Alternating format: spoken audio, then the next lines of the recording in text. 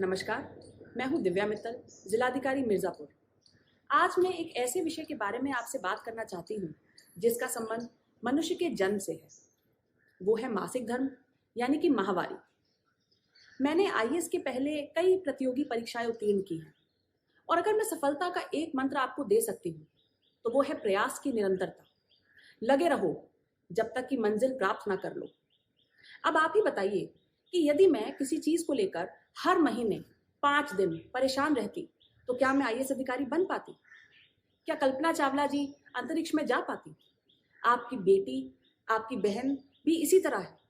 यदि आपका थोड़ा-सा साथ उन्हें मिल जाए, तो वो आपका सर गर्व से ऊँचा कर देंगी।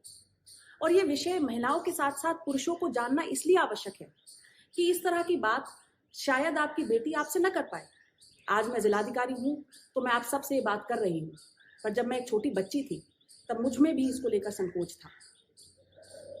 माहवारी एक बालिका में 11 से 15 वर्ष की आयु के बीच में प्रारंभ होती है, जब गर्भ में हर महीने एक पोषक परत बनती है और गर्भधारण जब नहीं होता है, तो वो परत टूट के रक्त रिसाव के रूप में शरीर से बाहर आती है। यही है माहवारी का मासिक चक्र। ऐसे में महिलाओं को सबसे पहले जो आवश्यकता है, जो आपको सुनिश्चित करनी है, वो है सैनिटरी नैपकिन या सैनिटरी पैड की।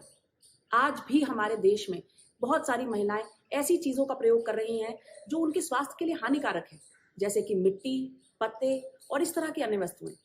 कपड़ा भी यदि महिलाएं यूज़ करती हैं, तो उसमें वो उतना साफ नहीं रहता है, गीलापन बना रहता है, बार-बार बदलना पड़ता है और इससे महिला सहज महसूस नहीं कर पाती। दूसरी चीज़ जो हमें माहवारी में याद रखनी चाहिए, वो ये है कि बहुत सारी महिलाओं को माहवारी के समय कुछ उदासीपन या चिड़चिड़ापन महसूस होता है। ऐसे में मैं चाहती हूँ कि आप सब उसके साथ खड़े रहें और उन्हें ये बताएं कि ये कोई अनोखी बात नहीं है। ये एक बहुत ही नैसर्गिक चीज़ है।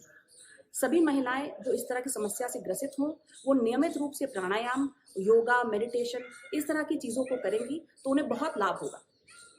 तीसरी चीज़, हर महीने ये जो रक्त महिला बच्ची के शरीर से निकलता है, इसके कारण बहुत बार कमज़ोरी आने की भी संभावना बन जाती है। ऐसे में बहुत ज़रूरी है कि सभी बच्चियों को, महिलाओं को पोषक खाना, खासतौर पे हरी सब्जियां, जिसे आयरन मिल सके, उस तरह का खाना अवश्य उपलब्ध कराएं। आज जब भारत उत्तरोत्तर प्रगति कर रहा है, तो ये चीज़ हम सबको समझनी पड़ेगी कि माहवारी से महिला अपवित्र नहीं हो जाती है। तो क्यों हम उसके ऊपर इस तरह की बेड़ियाँ लगाएं, या महिला अपने ऊपर ये बेड़ियाँ लगाए कि वो खाना नहीं खा सकती, वो स्नान नहीं कर सकती, वो किसी सामाजिक कार्य में शुमार नहीं हो सकती। ज़रूरी है कि हम सभी महिलाओं को ऐसा एक एनवायरनमेंट दें कि वे अपने व्यक्तिगत और सामाजिक कार्यों में बढ़ चढ़ के हिस्सा ले सकें। जिस चीज़ से बच्चे का जन्म इस संसार में होता है, वो चीज़ अपवित्र कैसे हो सकती है?